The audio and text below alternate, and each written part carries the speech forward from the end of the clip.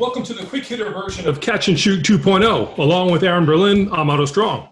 Our featured conversation this week is with Yahoo Sports senior NBA writer Vinny Goodwill, who broke the story of Kyle Lowry going to the Miami Heat and why, for NBA players who've won titles, it's like going from Baltic Avenue to Park Place on the Monopoly board. From Kyle's perspective, why Miami? I think there's a comfort level with Jimmy Butler. They've been tight for years.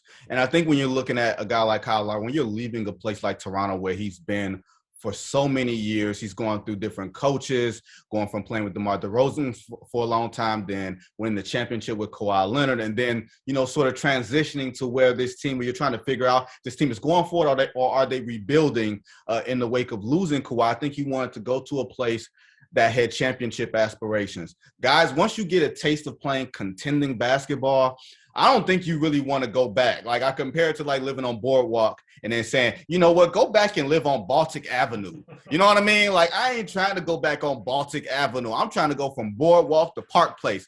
Yes, I am a competitive Monopoly player on occasion or two, so I have those analogies there. But yeah, I think the big thing, the comfort level of playing with Jimmy Butler, knowing, what that Heat culture is all about and everything else, and having always been rumored there. So clearly, I think there's been a desire to play there if he was going to be moved.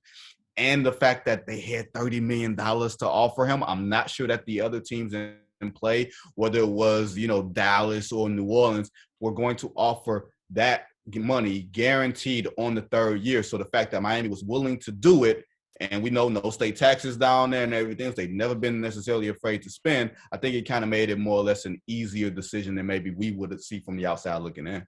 How does Pat Riley continue to do this? Because Otto and I were talking about this before you joined us, but you look at the Heat and it's like for the last 8 or so years since LeBron left, like they've been in win now mode, right? And it's regardless of what their cap situation is, where they're drafting, like they make savvy moves and they somehow continue to put this team in a situation to where you don't ever necessarily feel like they're a finals team, but they're on the precipice, right? And I say this full well knowing 2 years ago they were just in the NBA finals, but like how much do players buy into that Heat culture, that Heat way of doing things, and just how much does that weigh on these decisions, and how much does South Beach weigh? Because let's be honest, South Beach, like you said, is another animal. Where do you want to live? Where do you want to play? What do you want to do when you leave out of practice? It's a lot easier to practice hard when the thought is, you know what, y'all, when we get up out of here, we can get on a boat. You know what I mean? When we get up out of here, we can go take that catamaran out into the ocean. Yeah, it's easy to maintain that level of intensity when the coach says, look, man, I don't want to be here for 3 hours either. But if we're going to be here, let's go hard and let's do this. And I think the one thing that we take for granted from the outside looking in, and we could probably say to some degree of our professional lives, is we work better when there's high standards. Like, you respect high standards. I think if you let someone slide, they will. But if you present a line that, hey, here's how things are done here, here's a level of accountability internally that you're going to have amongst your peers, players 9 times out of 10, at least the good ones, are going to say, you know what, I don't want to be the bad wheel here. I don't want to be the spare tire in the trunk.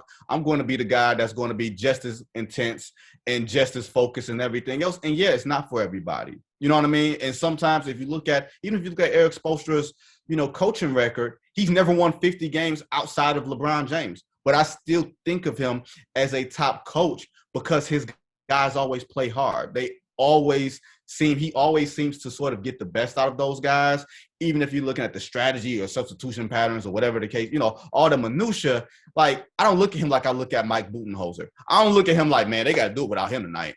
You know what I mean? Like, I don't look at I think I look at it like this. There's about 7 good coaches, 7 bad coaches, and a bunch of dudes in the middle, to varying degrees, like they're various shades of gray. And he's I think 100% an asset to his team as opposed to a detriment. He's going to help you. And when you get Pat, who's got the rings, not just the rings from Miami, but the rings from LA, and people still think of Pat Riley. I don't know about you guys.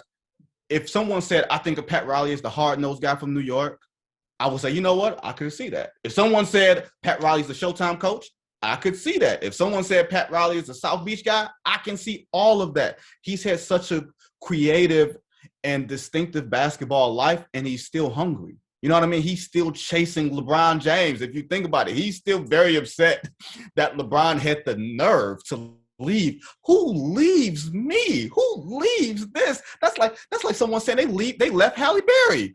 Except we've seen a few people who've left Halle Berry. We don't get it, but we've seen it, right? You know what I mean? So that's the audacity of it. And then you get like a hard ass like Jimmy Butler who wants to be there. Like they've been waiting to get a guy like a Dwayne Wade, like a standard bearer type of guy that's going to push everybody. And they fell into Jimmy Butler, who always seemed like a Miami Heat type of player. And therefore, some guys are going to want to play with him. So I think the Heat have a standard of what they expect from guys, and people are oftentimes attracted to that. If you'd like to hear more from Vinny Goodwill, check out the full version of Catch and Shoot 2.0 from Pure Hoops Media.